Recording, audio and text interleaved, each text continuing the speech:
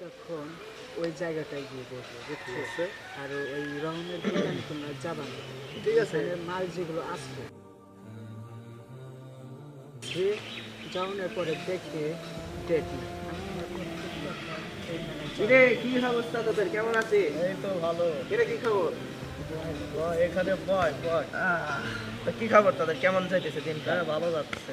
আর বলিস না, জরিনার কাছে গেছিলাম, ওই বলে ওই কথা কইতো না, ওই ব্রেকআপ করছে, ওই তালাকের সবকিছু রেডি করছে, কিন্তু এটা আচ্ছা, ও সব বাদ দে।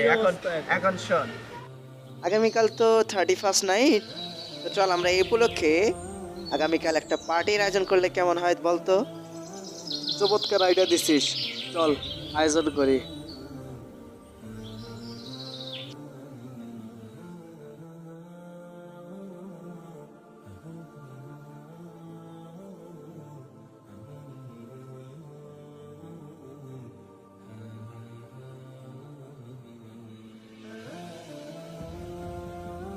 তুমি কোন শহরের মাইয়া গো লাগে রাতুরা, তুমি কোন শহরের মাইয়া গো লাগে রাতুরা।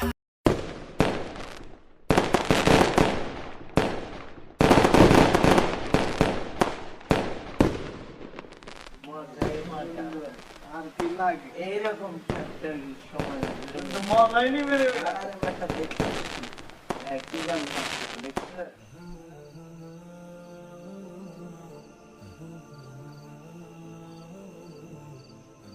আসসালামু আলাইকুম।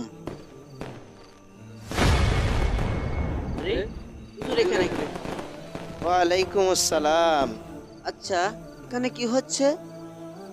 আমরা 31st নাইট উপলক্ষে একটু আনন্দ ফুর্তি করছি। আপনারা যে এগুলো করছেন, এগুলো কি ঠিক হচ্ছে? কেন হুজুর, কি সমস্যা? আপনাদের এই উঁচু আওয়াজে গান বাজনা তো এলাকাবাসীর কষ্টের কারণ হয়ে দাঁড়িয়েছে, আর গান বাজনা তো এমনিতেই হারাম। তো আপনারা নতুন বছরকে আল্লাহর সন্তুষ্টির মাধ্যমে না চেয়ে আল্লাহর অসন্তুষ্টির মাধ্যমে চাচ্ছেন কেন? এই হুজুর, সব জায়গায় এত ফতোয়া খোঁজেন কেন আপনি? আমরা এখন ফুর্তি করবো না তো কখন করব?